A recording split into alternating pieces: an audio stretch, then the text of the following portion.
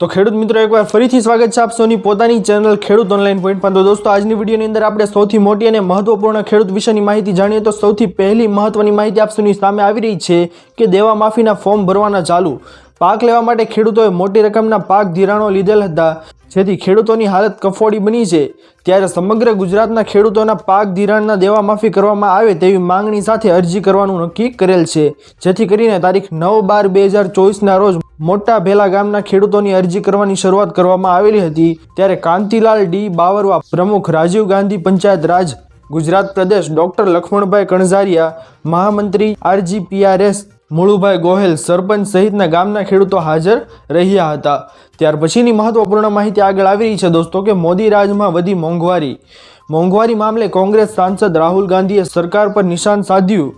X Twitter પર લખ્યું કે મોદી સરકારના પેટ્રોલ ₹31 પ્રતિ લીટર મોંઘું થઈ 66 થી 97 પ્રતિ લીટર થયું, ડીઝલ 52 થી 90 રૂપિયા પ્રતિ લીટર પહોંચ્યું અને સિલિન્ડર 410 થી મોંઘો થઈને 1103 રૂપિયા પહોંચ્યો। લોટના ₹20 થી વધીને ₹40 પ્રતિ કિલો થયા, કઠોળ ₹80 થી વધીને 210 રૂપિયા પ્રતિ કિલો અને દૂધ છે તે ₹30 થી વધીને 66 રૂપિયા પ્રતિ લીટર થયું છે।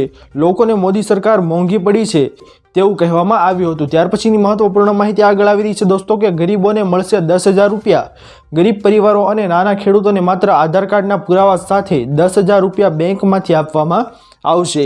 PM સ્વનિધિ યોજના હેઠળ પોતાના વ્યવસાયના ઉપયોગ માટે પહેલા વર્ષે 10,000 રૂપિયા અને બીજા વર્ષે 20,000 રૂપિયા સુધીની લોન સરકારી બેંકમાંથી આપવામાં આવશે। જ્યારે મિત્રો આ યોજનાનો મુખ્ય હેતુ નાના પરિવારોને આર્થિક રીતે મદદ કરી નાના પરિવારોને પગભર કરવાનો છે। ત્યાર પછીની મહત્વપૂર્ણ માહિતી આગળ આવી રહી છે દોસ્તો કે દેશનું સૌથી મોંઘું રાજ્ય ગુજરાતમાં અત્યારે અનેક ઉદ્યોગો વિકસી રહ્યા છે।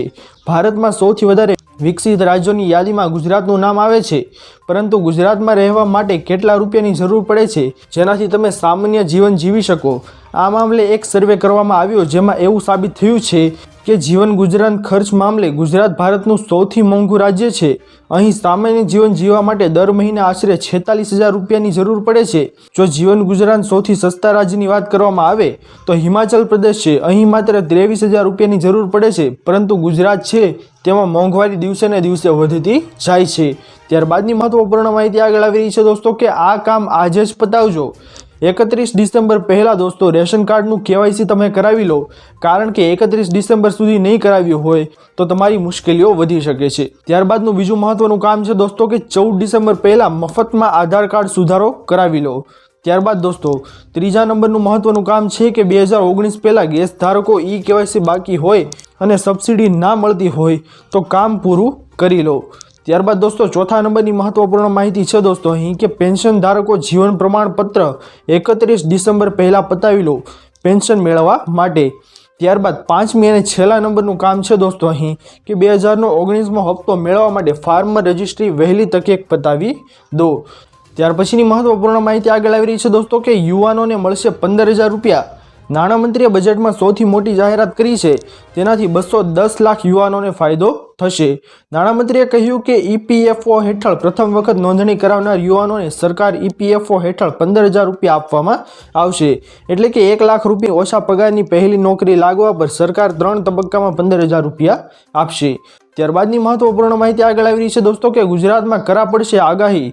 હવામાન નિષ્ણાત અંબાલાલ પટેલે રાજ્યમાં આગામી દિવસોની અંદર કમોસમી વરસાદની આગાહી વ્યક્ત કરી છે।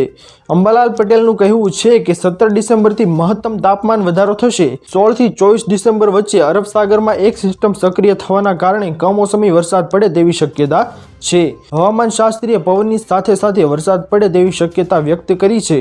ઠંડીનો ચમકારો વધારે રહેશે તેવી સ્થિતિમાં કરા પડે તેવી શક્યતા વ્યક્ત કરવામાં આવી છે। ત્યારબાદની મહત્વપૂર્ણ માહિતી આગળ આવી રહી છે દોસ્તો કે સ્કૂટી ખરીદવા 65,000 ભેટ। સોશિયલ મીડિયા પર અવારનવાર કેટલાક મેસેજ વિડીયો વાયરલ થતા હોય છે, જેમાં કેટલાક ભ્રામક હોય છે। હાલ એક મેસેજ વાયરલ થઈ રહ્યો છે, જેમાં કેન્દ્ર સરકાર ફ્રી સ્કૂટી સ્કીમ હેઠળ છોકરીઓની સ્કૂટી ખરીદવા ₹65,000 આપી રહી છે એવો દાવો છે દોસ્તો તે કરવામાં આવ્યો છે। જોકે આ દાવો ખોટો છે। Press information bureau PIBI YouTube channel સરકારી સૂચનાનો આ વિડીયો ભ્રામક ગણાવ્યો છે। ત્યારબાદની મહત્વપૂર્ણ માહિતી આગળ આવી રહી છે દોસ્તો કે આ કાર્ડમાં 25 લાખ રૂપિયા મળશે. આયુષ્યમાન વય વંદના કાર્ડ માટે નોંધણી 29 ઓક્ટોબર 2024ના રોજ પ્રધાનમંત્રી દ્વારા લોન્ચ થયાના 2 મહિનાથી પણ ઓછા સમયમાં 25 લાખના પ્રભાવશાળી સીમાચિહ્ન સુધી પહોંચી ગઈ છે, જે એક મહત્વપૂર્ણ ઉપલબ્ધિ છે. આયુષ્યમાન વય વંદના કાર્ડની શરૂઆત થઈ ત્યારથી અત્યાર સુધીમાં ₹40 કરોડથી વધુ કિંમતની સારવારનો લાભ લેવામાં આવ્યો છે, જેમાં 70 વર્ષ કે તેથી વધુ વયના 22,000થી વધુ વરિષ્ઠ નાગરિકોને લાભ થયો છે. તો ખેડૂત મિત્રો, આ હતી આજની સૌથી મોટી અને મહત્વપૂર્ણ ખેડૂત વિશેની માહિતીઓ. આશા કરું છું દોસ્તો કે આપ સૌને આ મહત્વપૂર્ણ માહિતી પસંદ આવી હશે. જો પસંદ આવી હોય તો વિડીયોને લાઇક કરવાનું ભૂલતા નહીં. ચેનલ પર નવા આવ્યા હો તો અમારી ચેનલ ખેડૂત ઓનલાઈન પોઈન્ટને સબસ્ક્રાઇબ કરી અને બાજુમાં આપેલા બેલ આઇકન પણ પ્રેસ કરી દેજો, જેના લીધે આવી જ મહત્વપૂર્ણ માહિતી આપ સૌને આ ચેનલના માધ્યમથી મળતી રહે. તો દોસ્તો, મળી આવ્યા પછીના વિડીયોમાં. ત્યાર સુધી જય હિન્દ અને વંદે માતરમ.